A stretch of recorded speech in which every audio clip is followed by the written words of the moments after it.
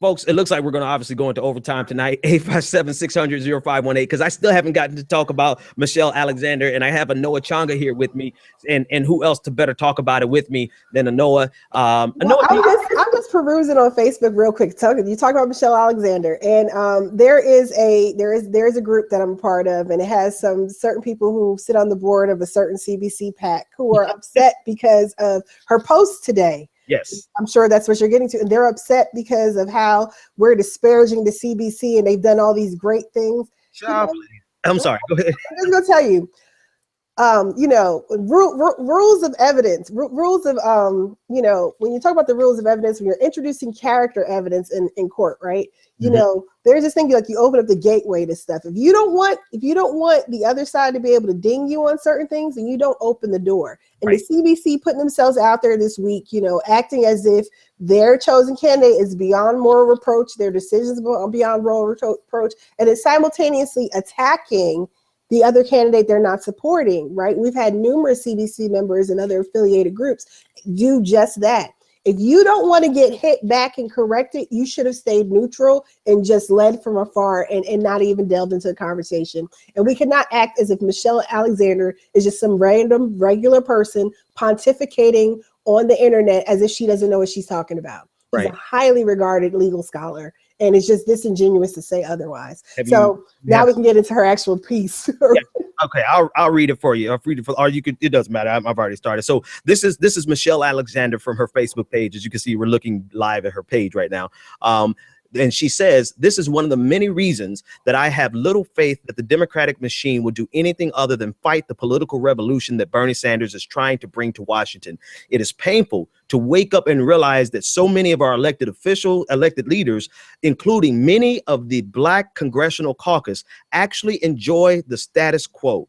They are rolling in corporate money and going to fancy galas where they hand out less money and scholarships than they pay the caterers.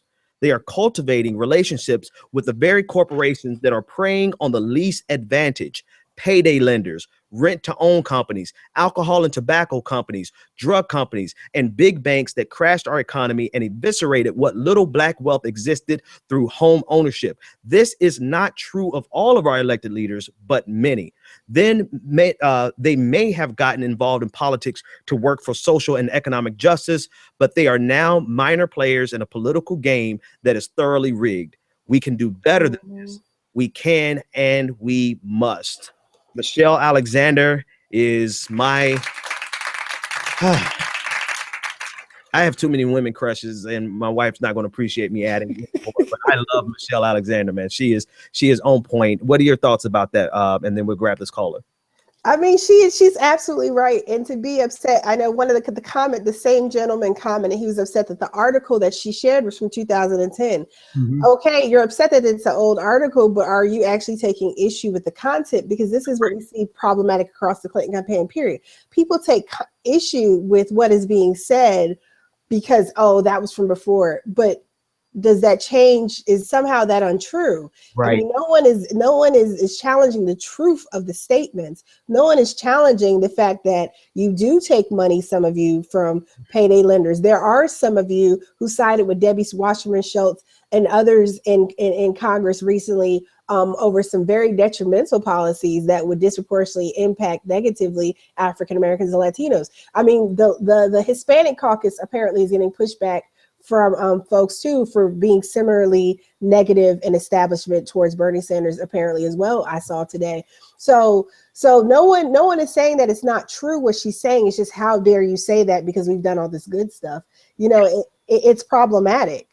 That's the thing. That's the disingenuous thing about it. It's that they are incapable of arguing the merits. Right? They're incapable of arguing the substance. So they find a straw man, or they find some disingenuous corner angle for them to be have full outrage. Like, how dare you? How dare you bring up gender? How dare you bring up race? Or how dare you not make this about race instead of making it about economics? And they always find these little angles to try to argue from, so that we never have the substantive conversation about the fact that these people who are taking advantage and they have the luxury of getting our votes are doing some of the same things that are just as detrimental to our community. And in fact, they are getting away with it in the name of blackness, right? They're getting away with it in the name of progressivism, because some of the things that they do, Republicans would never be able to get away with.